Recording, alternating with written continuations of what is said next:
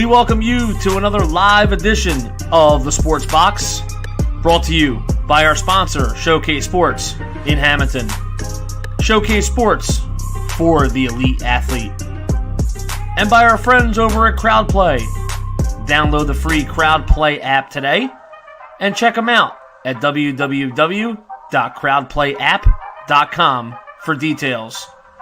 Ladies and gentlemen, it's showtime.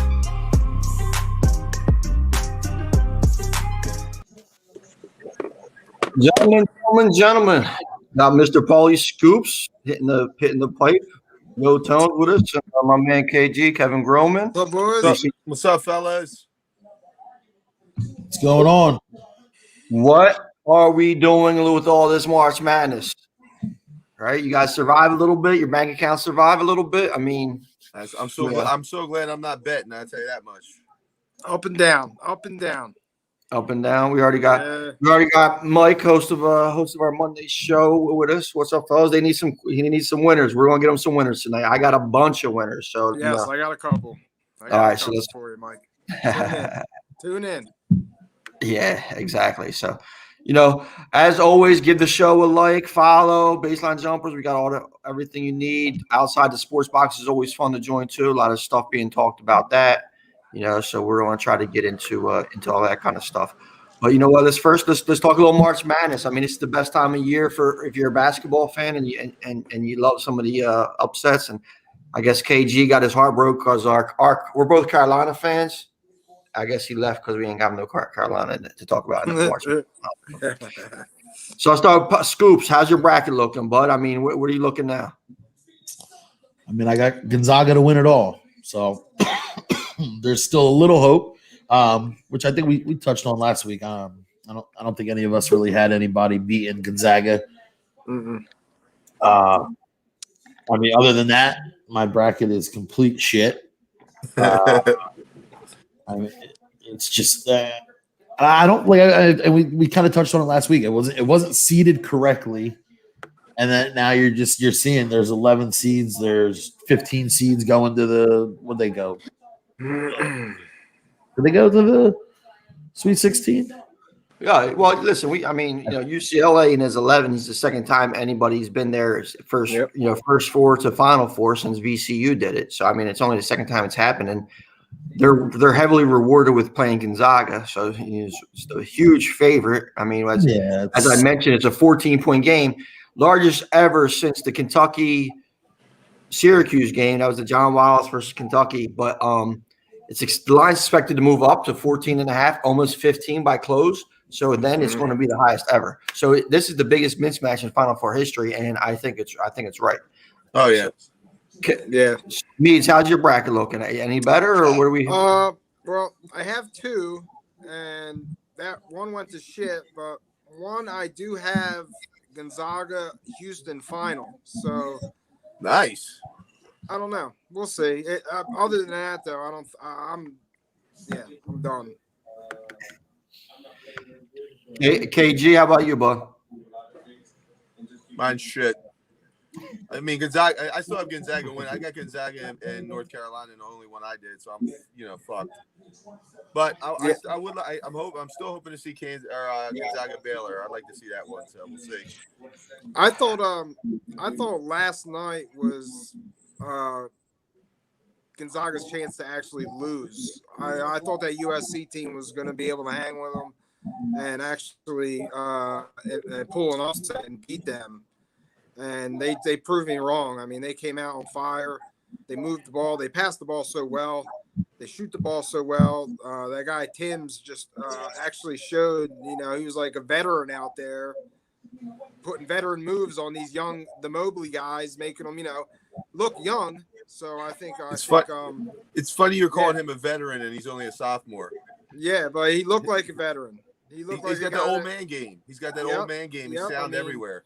He was finding the spots on the floor, hitting those little jump hooks, and he led the team. He sparked the team the whole night. Really got them going. I mean, and if you look at that mustache, I mean, how can you not love it? Yeah, he was out there flexing, man. He came to play. And I I think USC was just a little tight in the beginning, and you can't be tight out there, especially Gonzaga. They came out firing, and before they could settle in, it was over. So, I mean, that's a big part of those games. If some teams come out tight, they can't come back. It's tough for them to come back. If you're going to design a team like a college team, I mean, Gonzaga is probably how you're going to build it. You got the big man, you got the athletic guard, you got the sensational freshman, you got the athletic guys that are rebounding, attacking the rim, you got the shooters. I mean, it's hard to imagine a team going undefeated in today's NBA, because Indiana Hoosiers and Isaiah Thomas team and Bobby Knight, they thrive off this. But if you guys got to remember, when they went and they swept it, it was only a field of 32. Yeah, it wasn't a full 6. There was no first 4 in. There wasn't a field of 64. There wasn't the play-in game. No. It was 32 teams, and they won. I mean, so you're thinking, like, if Gonzaga goes undefeated, it's got to be a better accomplishment than that Indiana team, in my opinion. Now, taking, one and done, G League, that kind of stuff might be taking some of the talent away. But as we've seen, the one and done players haven't really been too prominent going into the Final Four in the championship. I can't remember the last time a one and done was actually in the championship. It's been veteran teams. So this is going to be a huge accomplishment for the Gonzaga squad if they're able to pull it off. So where do I hear a lot on Twitter? I see a lot on Twitter. Where do you rank this team? I mean, if they finish this out, do you consider them like the best college team ever?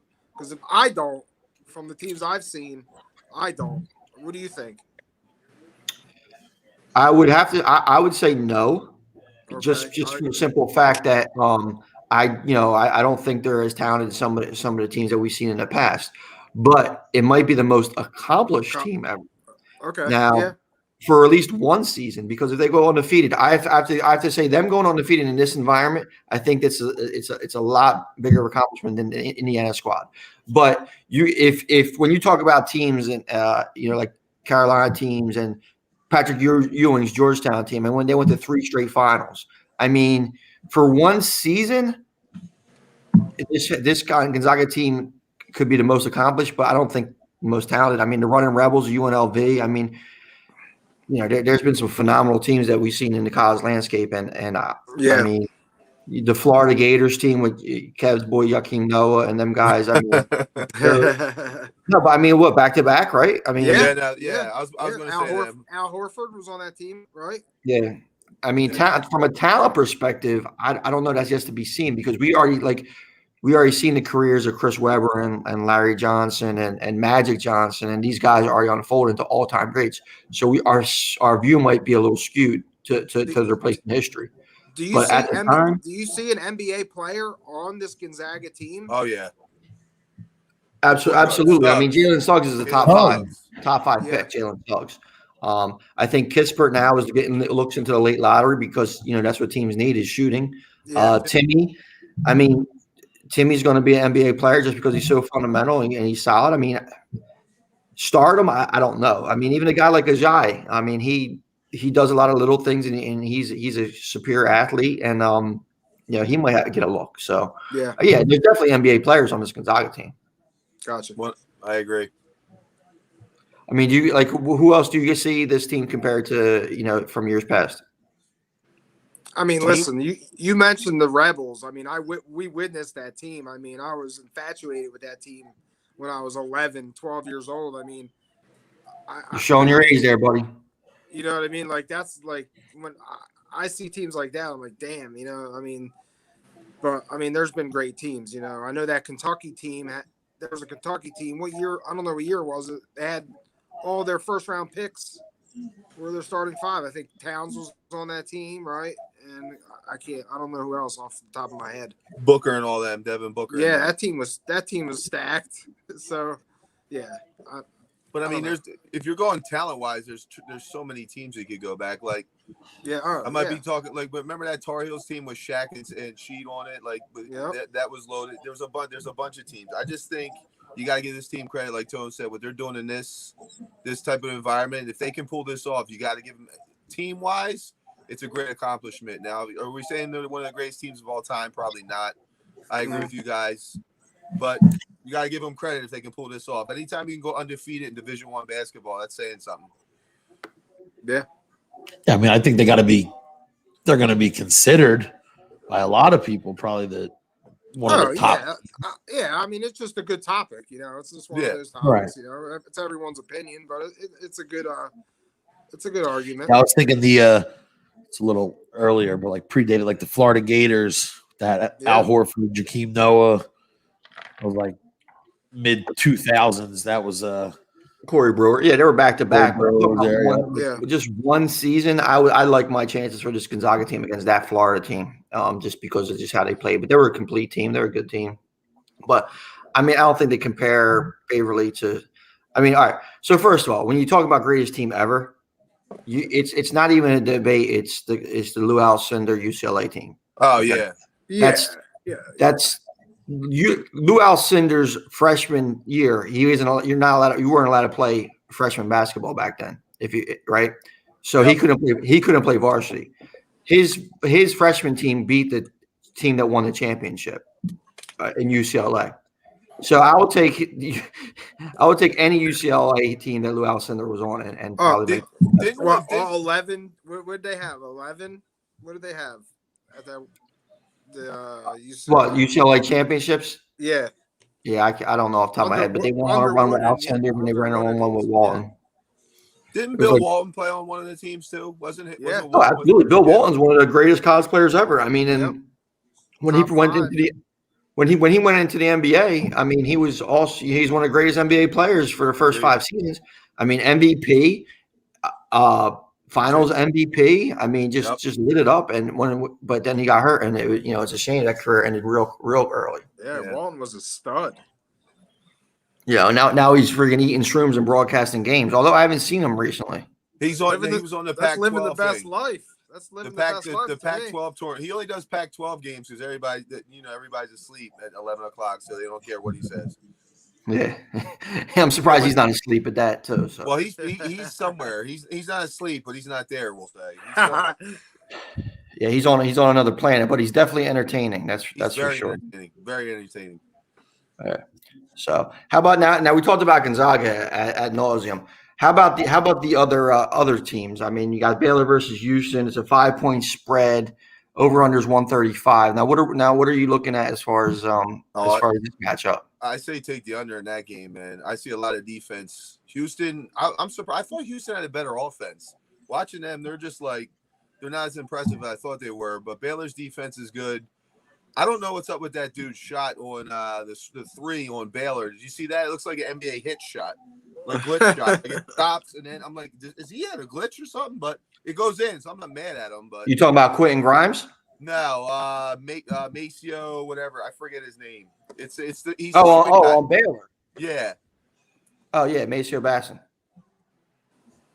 Yeah, but the defense. Maceo Basson is a former Michigan player. Or what do you call him? Off night is unbelievable. But he shuts every point. He shuts every guard, any forward he plays down. 45 is special. He's definitely a defensive specialist, and he runs the offense. I just see a low scoring game. I see them pulling it out, but I just see a very, very low scoring game.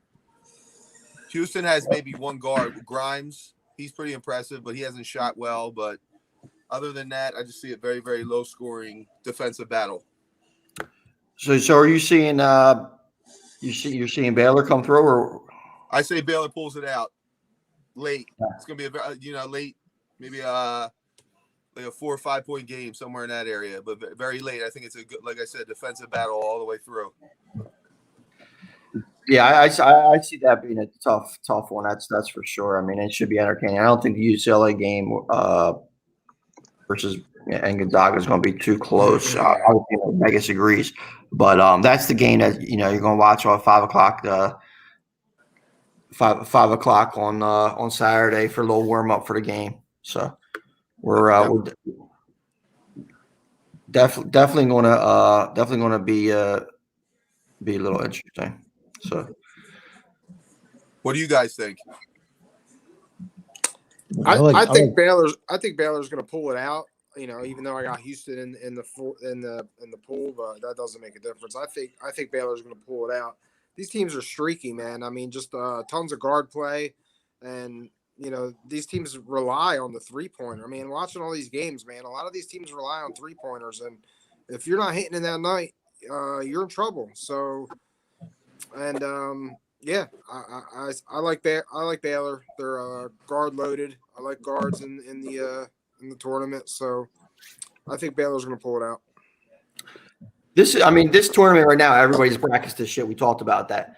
But at the end of the day, I'm disappointed that Michigan lost because I wanted to see the Michigan Gonzaga. I thought that was the battle that we were setting up to. But at the end of the day, I mean, I got 2 of the Final Four. I got Baylor and Gonzaga in the finals, on my main bracket or whatever like that. So, I mean, is that a successful bracket getting the final 2? Or it's kind of weird how some of these play out, Yeah, I mean, even if I have it, like if I have Gonzaga going against Houston and Gonzaga winning, I'm just like, if I could just hit a couple more games here and there, I'd be winning it. But,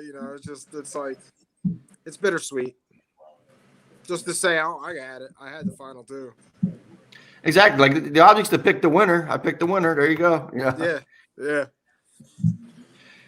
Now let's talk. Does UCLA have any shot of beating them? I mean, they only have that one offensive. I can't pronounce his last name. He crushed it. He had half their points last. 51%. Wanga. Justice Wanga. Yeah. And that Gomez. I think it's Gomez. The other guy. What's his name?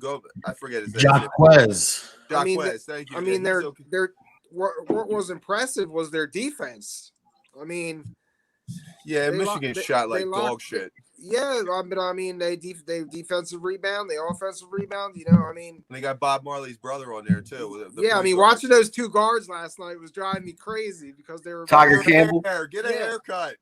What are you, old man now? Who? Get off my lawn.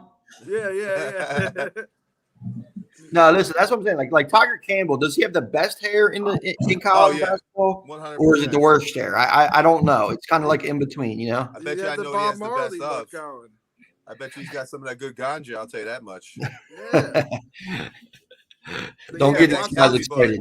It's hard to have a heart attack. Sorry. Is that a 40? You drinking a 40 yet? No. I'm about to say that's what's up. Sure. Yeah, but I think the big deciding factor in the Michigan UCLA game is you have Franz Wagner 1 for 10. You have point guard Smith 1 for 7. So you have 2 of their top players in the starting lineups going 2 for 17. Mm-hmm. That killed you there. That's game time, And they even got a good chance to win the game. So it's. Especially when Livers isn't out too, and you need all that. You need all the scoring from those. Right. Killed them. Now Gonzaga isn't going to be if Kispert's off, somebody else is stepping up. If Timmy's stepping up, Suggs is stepping up. I mean, it's just so many. There's too much. I mean, if they all go ice cold at the same time, then I could, I'm saying I think the only way they stay close because UCLA doesn't run the ball; they control the pace. They're pretty good at not turning the ball over. So I think the only possible way is if they're hitting everything, and for some reason, like you said, Gonzaga goes cold, they might have a shot. But there's nothing that's shown me in this tournament that everybody on Gonzaga is going cold, and UCLA is going to hit everything. So I just like this. It would be very interesting to see if they make it a game for the first half, just because I want to see good games in the Final Four, but. Yeah. I highly doubt it. I think Gonzaga's on a mission. I think they'll play their 2 best games. We still haven't seen their 2 best games. I think we see the 2 best games coming up. They want Baylor. They've been hearing it the whole season. Oh, Baylor. They want to see Baylor get there and they want to beat them. So I think the 2 best games you're going to see out of Gonzaga the next 2. Yeah, I think that they're ready to step up in prime time. Now, some interesting stuff happened. I don't know if you guys seen it.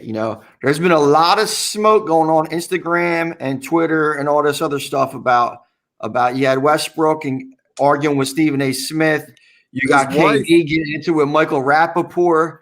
Not me. That's not me. I wasn't me. It was you're KG, not KD. Like you said KG. My bad. So if you didn't hear about it, so I'm gonna put this up real quick. Stephen A. Smith comes out and says Westbrook's numbers mean nothing to me. His game is the same every year. Bradley Beal and you in the backcourt, and y'all are 17 and 28. You've played with amazing talent, no rings. Okay.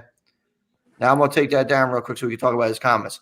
Amazing talent, no rings. I, for one, am always critical of Russell Westbrook. He doesn't play winning style of basketball. He fills up the stat sheet. He chucks the balls. He's never really came up in a big moment.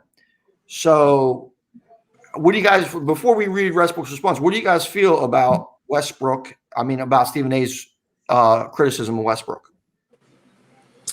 Facts. They don't lie. It is what it is. You see it night in and night out. It's just, it's an amazing feat. I personally thought we'd never see it. This guy's a walking triple double. Back in the day, that was hard to do, and he makes it look so easy. And you could argue with the way he gets his some rebounds and points at the end of the game. Like that dunk last night was so pointless, but it was like his athleticism was ridiculous. It's tough, but it's the facts. He don't play winning basketball, and he doesn't win. It's kind of hard to argue with what he said. Yep. But we also know Stephen A. Smith is a clout chaser, and he's trying to get people to watch ESPN and stuff like that. Granted, I agree with everything he said. I don't think he said anything that's not true. But yeah, and I hate agreeing with him. I hate agreeing with Stephen A. Smith. Yeah, he pretty much. It's like him and Skip Bayless. Nobody wants to agree with him. But see, here's the thing, and Kev, you said it right. Like I don't know, Paul. You're probably a little bit young, but for to remember this. But Stephen A. Smith came up, literally dick riding Allen Iverson. Oh my! Like that's how he got his. That's how he got his prominence. Is he got close with Iverson, and then all of a sudden he started spewing the bullshit, and that's how he got his come up from Allen Iverson. Straight, just bone riding Iverson. So I've never been a fan of Stephen A. Smith, but in this case, he seems to be having a point. But now Westbrook responded.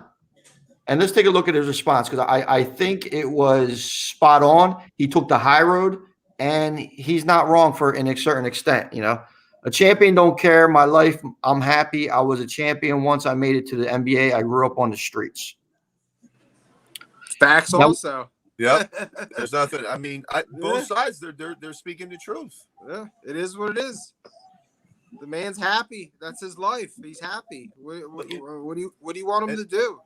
Think about it though. Like he's unfortunately. He's a great ball player. He puts up stats to set, but he's come up in the wrong time. Like you're coming up with LeBron, Steph Curry's, the KDs. Yeah. There's a bunch of players in the '90s had the same problem with Jordan. You know what I mean? Or in the '80s with the Lakers and the Celtics. It just happens. Only one team can win, and you're just not gonna. It's very tough to win an NBA championship. He's a walk-in Hall of Famer. He's going to be in the Hall of Fame. So absolutely. If that's me, I'm walking around head held high, happy as be.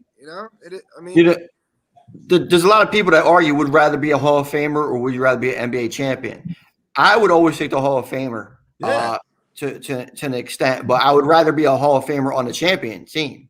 Because I think that's more. That's the deciding factor when you're talking about Hall of Famers and you got those chips. Because in the NBA, if you're a Hall of Famer and you're on a championship team, that means that you had a big part of it. Exactly. Like you weren't just riding coattails, or a couple people had a couple good games, like that you could happen like maybe football or some other sport. In the NBA, a single player makes more impact than any other sport. Look at Mike Trout in the Angels. Walk in, Hall of Famer, one of the greatest players ever. He's not sniffing a championship, not even coming close to a championship. Isn't that nope?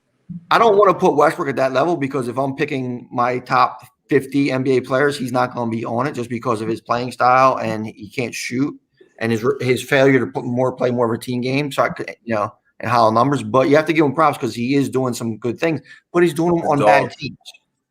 Name a more athletic, pre-injury Derrick Rose. Name a more athletic point guard have you seen? Yeah. That dude. Listen, I'm with you. Stevie Franchise, B Diddy. I mean, them guys were freaks. Yeah, but listen, man, the ferocity. Daryl Griffin. I mean, yeah, but no, I mean, he's athletic, but he's not. Up. I don't know why Hey, that was there. Paul did just you- has to get hard did on. you see, LeBron. Was LeBron For athletic point guard. Okay, I'll get you on that. I call him a point forward. That one I'll give you. If you're gonna say he's a point guard, yeah, maybe. But Yeah, you can go whatever you want. All I knew is he's not playing. So I mean, hey, did you see his wife? But his wife did not. Yeah, his wife was listen, she went at Stephen A. I love it, man. I love. You know what? I give Stephen A. credit too, man. Stephen A's response to her. He took the high road off of that. I'm not going after a woman. He says that's I know my wife would be like that. I'd be calming my wife down, but you need to get off Twitter. It'd be a lot more ferocious than what. And Tone knows my wife, so he knows I'm not lying. I'd be like, you're not allowed on. Get off. see, money will bring the smoke. But I'm telling you. So now the other day, I know Paul. This is probably right up Paulie's alley with the KD versus Michael Rappaport drama. I don't know if you guys seen what this is. If we have kids watching, let's close our eyes a little bit right now. We're going to bring up KD's comments. So the before let me get the backstory. Yeah. The backstory is this: Michael Rappaport used to work for Barstool Sports, Paulie's dream job. I mean, if he could go around filleting fucking Dave Portnoy, I'm sure he would. But maybe one day this will springboard him to there. But Rappaport used to work for Barstool. Barstool fired him for making a comment about the Barstool fan base. Paul, do you mind being called a stoolie, or is that offensive? It's not offensive. Okay. So Rappaport said something about the Stoolies, and Portnoy fired him. Rappaport sues Portnoy and gets embarrassed in court. And then this is what KD says. You called lawyer like a pussy. You couldn't talk Portnoy talking shit, defamation of character, pussy want to be lawyer. Your wife mad because you waste a little bit of money on your lawyers. Get this out of the way.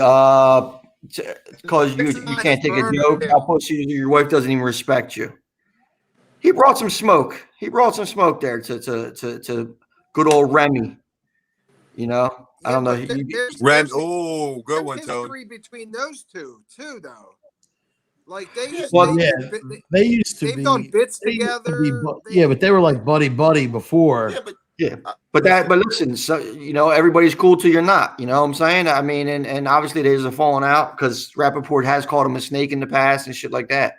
So I mean, now I don't like it because I'm bringing it up because of the NBA perspective. Like what Kevin Durant said, obviously is kind of offensive. But like now you have all these snowflake babies coming out and saying he's misogynistic and racist and all this stuff because he called Rappaport pale and stuff like that. Like you can't.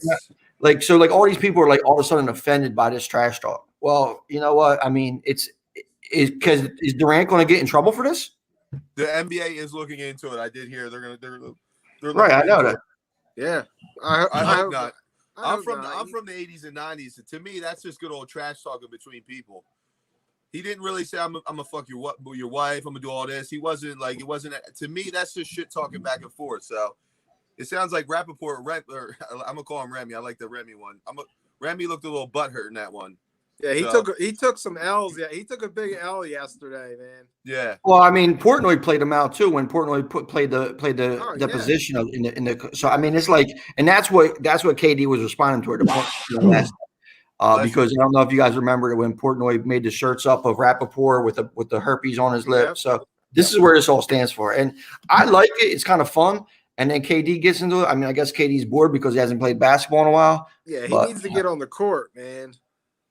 Not that it makes a difference. They're still winning.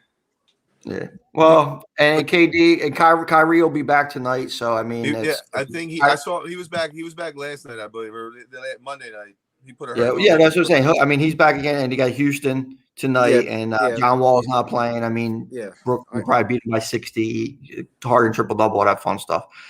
But speaking of Brooklyn, and I know everybody was something that happened last week before we were on there. Now let's figure out where we're at with this. I think it's one of the most boring trade deadlines that I've seen. Some of the moves have zero impact. The only really move I like is from KG's Bulls getting Vucevic. Other than that, we're heading in the laughable. Oh, Yeah, there wasn't. I mean, I still don't understand why people think. Like, I saw a lot of the ESPN and all these different saying that Aaron Gordon's tipping the scale to Denver. I'm like, how? Show me what. Like, he's a 4, maybe 5 best scoring threat. They say he's a defensive guy. Who? I've never seen him shut anybody down. So I'm like, I don't know about all that. Famous Ricky Williams for who? For what? Exactly. I mean, the Bulls is showing as when we left Ricky this show, Waters. I attacked the Bulls. It just shows to show. Tony and I were talking about AK listens to this show because as soon as I said something, I woke up next morning. I'm answering emails for work, and then it's just blowing up. Trade. Explain to people who AK is. If That's you don't. that's our head of basketball operations. I can't say his last name. Tony. Arturas Kornisevich is his name. Thank I you. was I call him listening to AK. It's a lot easier for me. He was a walk-in bucket, 6'9" European bucket. But I bring up Aaron Gordon, right? Yes. Last night, the Sixers game, right? His 6 first points. alley-oop. He called it alley-oop. Yep. That's 6 what points. that's what his headline was last night. Just He the called his alley-oop. first alley-oop. I was like, oh, that's good. Fucking I had the same thought as you. They came out like, oh yeah, he's gonna put them over the hump. I'd say He hasn't done shit. there was a sneaky one I forgot to bring up, and I mean, if he turns into what he turns in the playoffs, I think the Clippers got to steal with playoff Rondo. If he turns into that guy that he played with the Lakers, that could help them. I'm not saying they'll win or anything like that, but playoff Rondo is definitely a different guy. We've seen it. Yeah.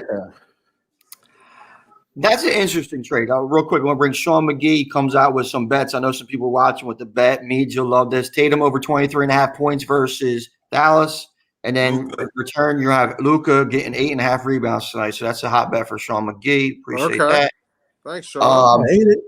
The Rondo for Lou Williams trade, it's like the polar opposites. Lou Williams is one of my favorite guys. I met him. He's a cool dude. But he is horrible in the playoffs. He was ranked dead last as a shooting guard in the playoffs for Lou Williams for whatever reason. Whereas Rondo is playoff Rondo. Like he steps up in the playoffs. He's been takes the whole year off. What's that? Takes the whole year off. Yeah. He's well rested. Well, he's a part of that debacle. His experienced minutes against inexperienced teams, and He's proven it everywhere he's gone. Boston, Yeah. everywhere he's gone. Chicago. When he gets to that playoffs, he turns into this different animal. he's playing important minutes as a veteran against inexperienced young teams in the playoffs. He takes advantage of them. Lou Williams. So, hated it. we have Gordon Lou at that Williams now. hated that shit. He's trying to retire. He showed up. I saw Yeah, he showed up finally this week. showed up. He was like, he took a week to think it over. He had to eat the lemon pepper wings. He's fine. Yeah, He's man. back. He was like, fuck it. I'm just going to stay home and eat some lemon pepper.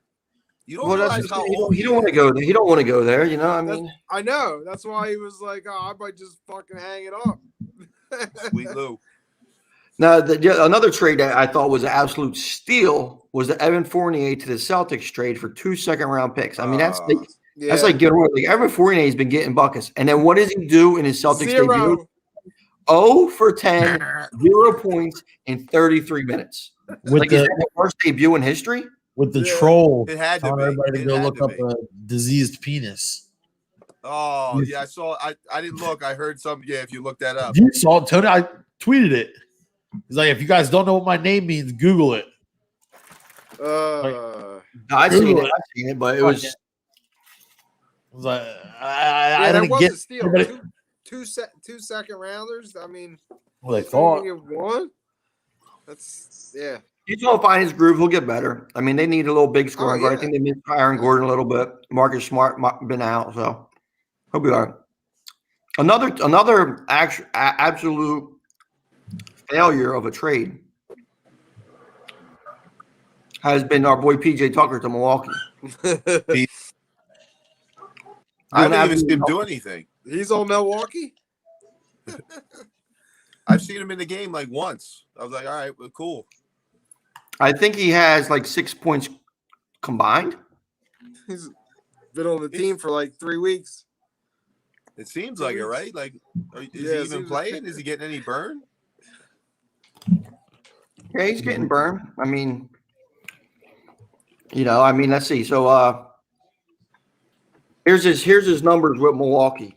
Oh, here we go. 13 minutes versus San Antonio. 3 rebounds, 1 block, 0 points. And then he follows that up with a game against the Pacers in 12 minutes, 0 points, 1 assist. Balling. Now the other night, last week, he had a huge breakout game against the Celtics. In 19 minutes, he hit 1 3. He was 1 for 3 and hit 3. He's taking his time. Well, unlike George Hill, he's actually showed up so far, though. I mean, the Sixers take George Hill, and you don't expect him. He might make his debut on Saturday with Embiid, so it's kind of like unveiling of the new team. Now, that's what I'm saying. These trades have been so underwhelming. I mean, Oladipo in Miami, okay. Like, what does that do? You know what I'm saying? Everybody's up in arms that LaMarcus Aldridge is bought out and went to. I don't understand that. Like, he's old. Like, are you guys afraid of LaMarcus Aldridge? I mean, he hasn't played defense. He's not athletic. I mean, they need a defender in the middle, and this is what their answer is. I just think they're just trying to get everybody. They're just going to make one. I don't agree with it, but in their minds, I think let's get as much as we possibly can and see what happens. Which is the stupidest thing to do, but that's the way that's what it seems like they're doing. Now, a lot of people are giving Brooklyn backlash now, saying super team this and super team that. I mean, what do you guys feel like that? I mean, because to me, I'm not seeing super teams here. No, I mean, they haven't been a team all year. I mean, and they're still winning games. So I mean, they're actually just proving people wrong, and it just means it's going to be a monster when they come back and get in the groove. Whenever that happens. I think they've had like either 23 or 24 different starting lineups this year. So it's like I think they're still. We'll see, man. I mean, you gotta get KD back soon. I mean, you need that cohesiveness once you hit playoffs. You know what I mean? You don't want to go in and try to figure that out against the East. I mean, I still think like people are sleeping. Like they think it's a foregone conclusion they're going to win, and they can score. But we know in the playoffs the game slows down. You're gonna have to get some stops, and I don't trust them to get a lot of stops at all. Who's going to cover Embiid? Who's going to cover Giannis on their team? Yeah, I mean, listen, go ahead. It's wide open, man. I mean, I'm not feeling the Lakers. I mean, how confident are you with the Lakers? I mean, I'm not. I think it's wide open right now. I think the season for anybody. It is wide open. At least 4 or 5 teams, maybe 6 teams, the top 3 in each side.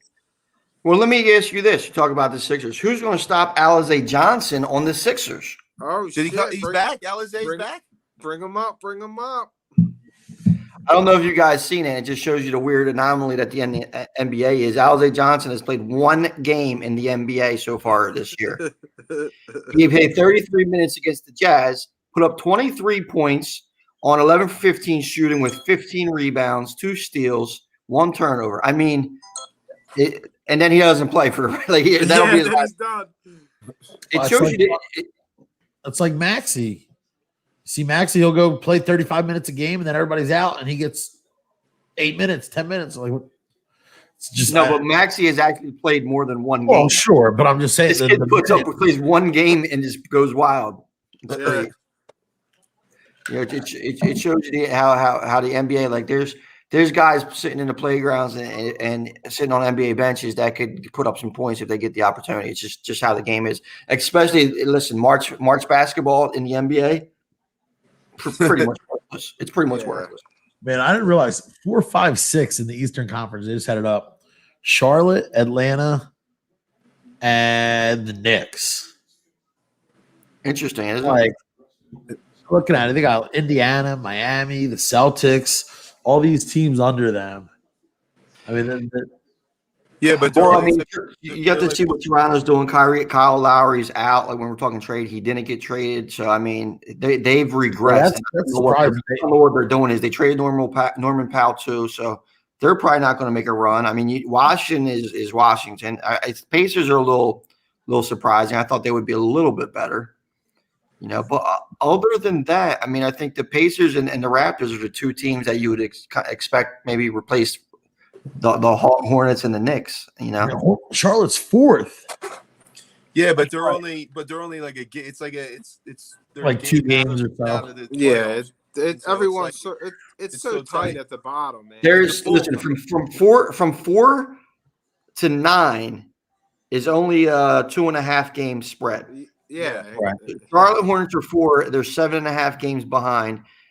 Pacers are 9 and they're 10 games behind. So you have the Knicks at 8 games behind, Hawks, Celtics, and Heat all 9 games behind. Once the Heat and Celtics start to gel, they'll probably pass those teams like the Agree. Knicks. Agree. Yeah. I mean, but at the end of the day, when you're coming into the season, the top 3 teams are Sixers, Nets, and Bucks. So I mean, not really a big surprise there. Nope. But but here's the thing: if you're one of those top 3 teams, you don't want to see Celtics and Heat. Yeah, you're concerned. You're actually keeping an eye on what's going on down there because you never know who you're going to draw. Yeah. Yeah, That's like the West. It could get interesting at the end, at least on the East. In the East, That's like you look at the West, though. They got LeBron and KD or LeBron and AD out. They're just falling.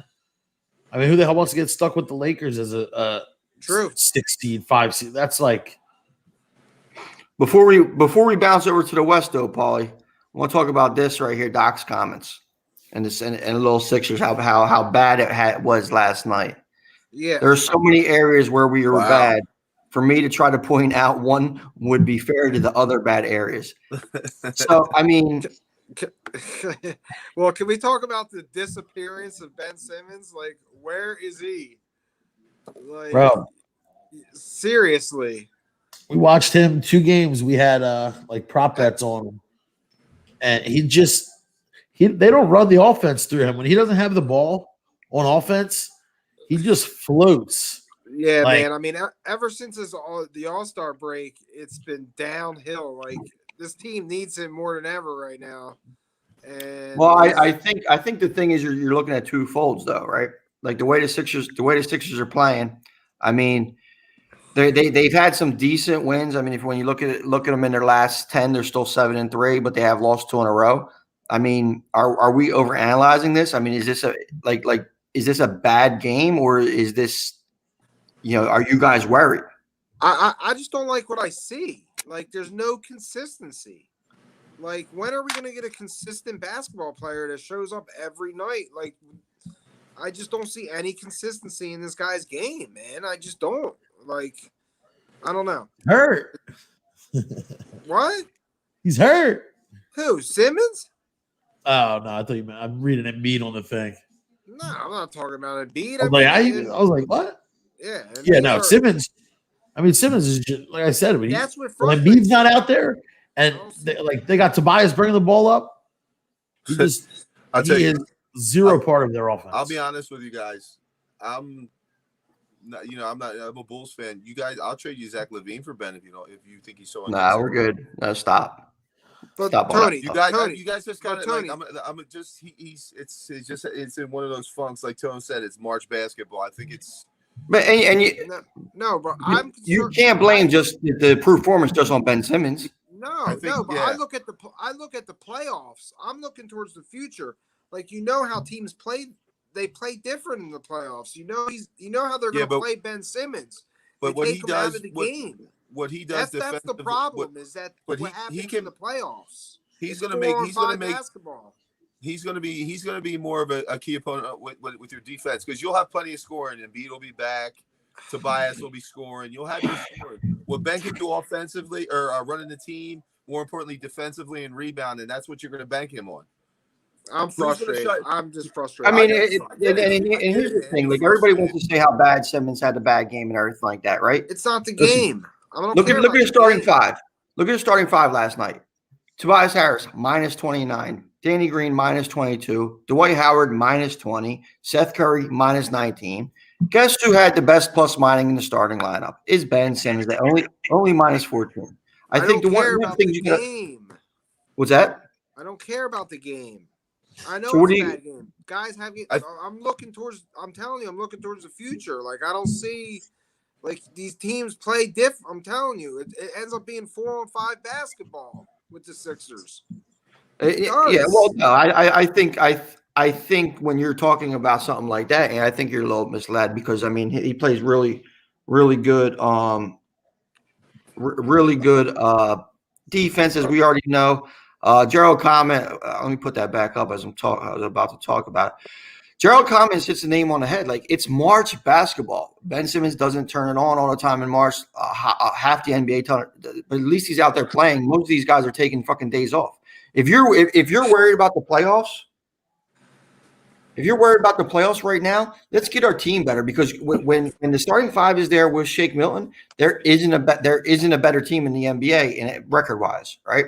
And if you think there's going to be some magical thing where they don't play it, it's a misnomer that they play off Ben Simmons and all that stuff. Watch the game; they don't play off them like that. Maybe one or two plays, and then people are like, "Oh, look at that, like the Leonardo DiCaprio friggin' meme that goes around. But that's not the actual situation. And then you get a veteran point guard in the back, George Show. You got Maxey. This team has a bright future in the playoffs. Absolutely. You can't blame everything on Ben Simmons not shooting the ball. It's just not going to happen. I don't know if he said shows you that. how wrong you are, Anthony. Whoa. I don't know if Anthony said this though. I didn't really. He definitely didn't say that. Don't have a go-to super what? Or Superstar superstar. meaning clutch. Jay Well, Rock, I usually no, but see, I'm going to disagree with you on this Superstar. because if you look at the games, We had the MVP. when you look at the games down the stretch, Tobias Harris has done a really nice job closing the games. The problem that they've had the last two games is Tobias Harris is trying to be the closer, but doing it in the first quarter. You know, when you had Embiid in there, when you had Tobias earlier, when they just been on the winning streak, you know, and stuff like that. Like I said, they're 7-3 in their last 10. So Tobias Harris is the scorer to close, and Embiid's going to be the scorer to close. Then you're going to have shooters like Seth, and you have Danny Green's been actually one of the better 3-pointers, and hopefully George Hill will come in and hit some open threes. So I think. And if you're looking at a team like facing the Brooklyn Nets in the playoffs, down the stretch, I am feeding the ball to Embiid every single time. Absolutely. Every single time. I don't need to get cute with Ben Simmons trying to shoot threes or whatever like that. No, you do what works. And they're a friggin' donut in the middle. They're called the Brooklyn Nets, and Embiid should be attacking the rim as he pukes. So he's our closer. Tobias Harris is Tobias. I think you. And listen, I'm excited to see this kind of lineup. I mean, I'm just, maybe I'm looking at the past, where in past games, rightfully so. When the Sixers didn't have that talent. So I get it. You're right. I get. This is coming. But I'm excited. You're right. I'm excited to see this lineup because they're a more complete team than what they had the playoffs previous years. But I'm just looking at the past and how they played this team.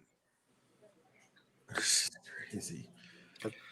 It's going to be interesting. I mean, I think that Sixers fans are overemphasizing the Ben and Thibault defense on the Nets, because good offense in the NBA right now is always just going to be good defense, except maybe in like specific spots. I mean, it's just that is. I mean, Brooklyn's offense with Harden and Kyrie and KD, and then you add in, LaMarcus Aldridge could still hit the open jumper and a bank shot and stuff like that. I mean, Joe Harris, that is tough to stop. I mean, I don't know if it's not the NFL where you have a great defense that could blitz the hell out of Patrick Mahomes and shut people down. That doesn't happen.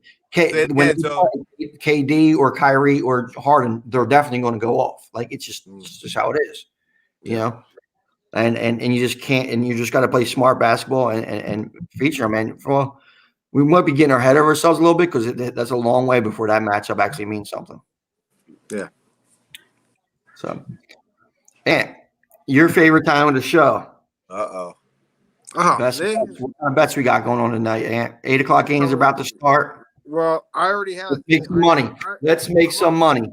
I'm already on Brooklyn. I put that in earlier. I had it at I got it at 11. They're down a smooth 24-6. Around 11. Live bet them. Live bet them. Live bet them. Yeah, correct. Live bet them. Wow. Yeah, I just noticed that. So yeah. At least we know you're being honest. So I got a live bet them. I don't know. That's crazy. I just looked at that and I saw that. So anyway, my underdog 8 o'clock play are the Grizzlies. Got the Jazz, no Mitchell tonight. So no. I kind of like the Grizzlies. Nice young team, good defensive team. I actually like the under in that game too. So Grizzlies in the under at 8:00, 8:15. We're going to go a little live bet action. Let's see. If you bet Brooklyn right now, You get them at minus 3.5. this is DraftKings. You can get minus. I got -4 right now on DraftKings. I got 3.5 on FanDuel. 20, 24 and 8. Hey, jump on that. I'll take that all. I'll take that all day. I got to, yeah. What else you got, Ant? You got anything else? No, they're the only two plays I got tonight. So I'm gonna go with the Grizz and the under. So these are the plays that I got for some player props. Some of these games already started. I got Luka over 8.5 assists. I got Dame Lillard against the Pistons over 3.5 threes. I got Moses Brown. Tell me what team Moses Brown. I'm gonna take this off. Tell me what team Moses Brown plays for. The Thunder. There you go. That's how I know that this is a basketball show. That's it. Moses Brown over 11.5 rebounds, and I got Jimmy Butler 6.5 assists. So let's talk about that Moses Brown game. It's at 20 and 23. Yeah, but he had it at halftime. He had did he? He had like a ridiculous 19 boards at halftime or something like that. I seen he was on the only guy since Shaq to do it. Yeah, you know where I saw that with it was like however many years ago today, he was like losing in one of the basketball games in college, and the guy like comes and like lifts his head up, and it's like keep your chin up, something like that. UCLA Final Four team. Right, yeah. Yeah, I mean it's that's a great story, but it shows that these guys coming in the NBA could have huge games. You know, you know that meme that was against us too, Tone. That was the Carolina game. I'll never forget that. And who lifted his head up? That would be good trivia. Damn. I don't know. Oh, it's not Bob Marley's son, is it? No, that was years ago. You know, that was with Kobe. That meme isn't that old. He was drafted by the NBA. Jalen Hands just got sent to the G League, I think, last week, actually. Oh, so, well, I do this for a reason, gentlemen. And listen, one last ticket, all right? I put a little parlay on here with the parlay boost. I'm not going to tell you how much I have on this parlay because I'm a little uncomfortable with it. So hopefully this one hits so we can all pick our yachts, all right? CJ McCallum over 21.5. Bam Adebayo over 10.5. And Jason Tatum over 23.5. I got a pick 3 parlay with the odds boost at plus 722, and that's how we're gonna roll. Who is Boston playing? I can't see. Mavericks. You're good. I'm good. All right. Well, good. Should I just message DraftKings now to tell them to pay me out? No, just say pay me out. Give me money. Give me money. So Kev, you got the Bulls tonight plus 7.5 to the Suns.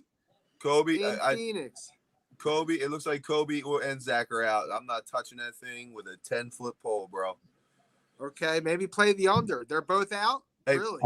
I do like the Thunder. They're both questionable, but from what I'm reading, they're both. I think they're sending Zach home because I think they play Brooklyn on Saturday. Oh, you play? I'm under right now, 216. I like You might be good. I know Kobe was questionable. Like he hurt his neck, so he's still questionable, but. That's good. The last I read, it didn't look like they were playing. So I like it. That's good inside info. Late play, 10-15. Take the under, 216. I like it, bro. You might be good with that one. There you go. Like Thunder plus 7.5 against Toronto. That comes on about 5 minutes. There you go. And so obviously, I'm probably going to roll with the favorites in the Final Four. Oh, you should. Yeah, I can't. Chalk really time.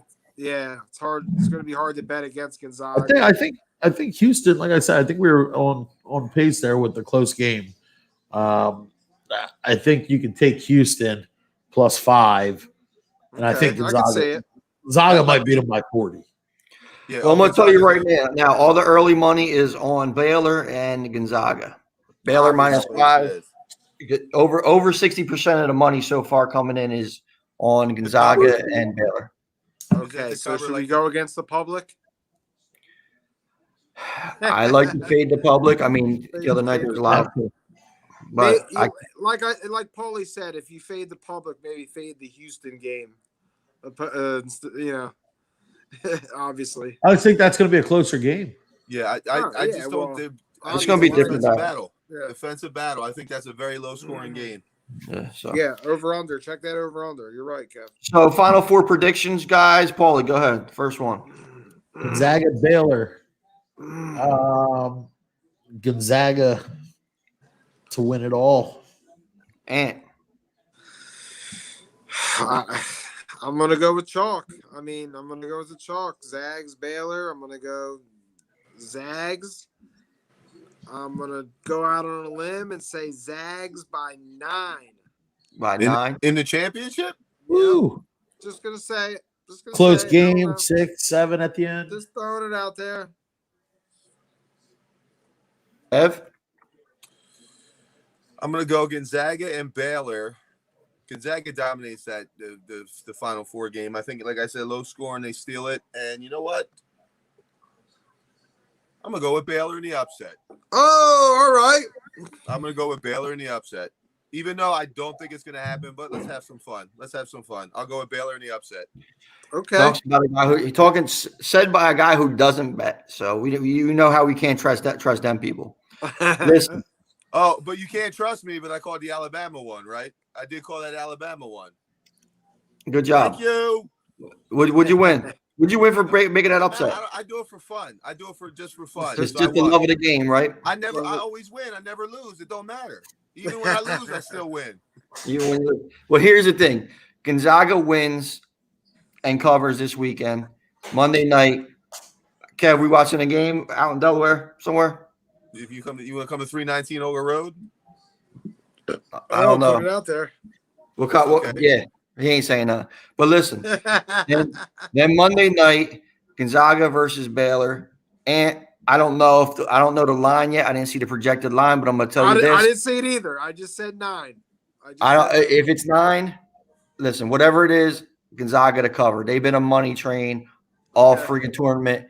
The train doesn't stop. We're pulling into the bank with the bag open. So give me the money. Take Gonzaga to cover, and then you take Gonzaga to cover, and then Guys, we're good. I want to see an undefeated season. I hope you guys win for your sake, but I like to just put it out. Let's see, man. Let's see what happens.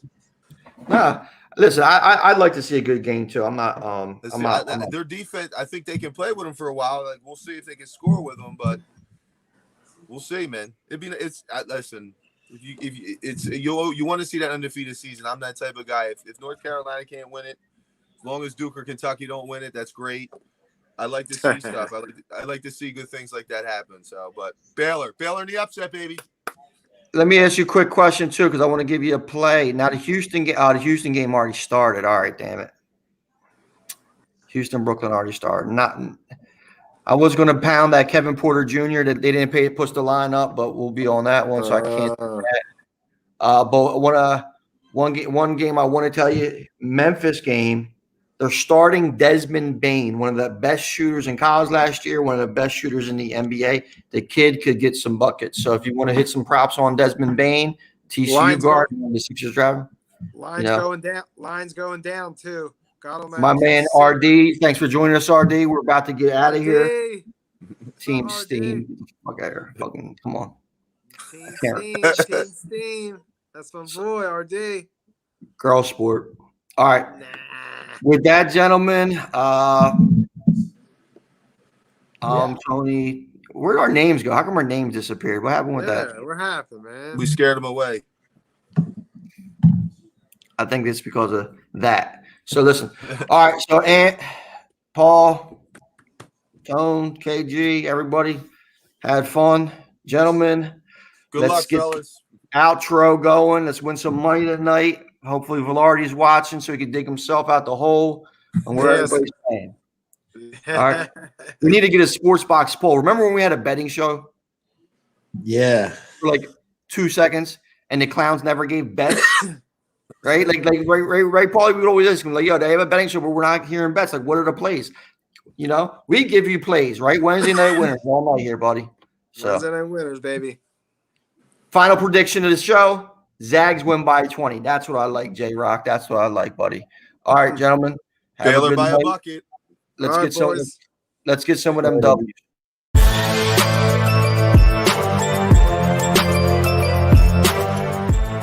Thank you for watching this episode of Baseline Jumper on the Sports Box. Please remember to follow us on all of our social media outlets. On Facebook at Sportsbox Show, Twitter at Sportsbox Show, Instagram at The Sportsbox Show. Find us on YouTube and join Outside the Box, our Facebook sports discussion group. The Sports Box is brought to you by our sponsor, Showcase Sports in Hamilton. Showcase Sports for the elite athlete. And also our friends over at CrowdPlay. Download the free CrowdPlay app today and use promo code THEBOX at sign up for 10 free points. Thank you for joining us.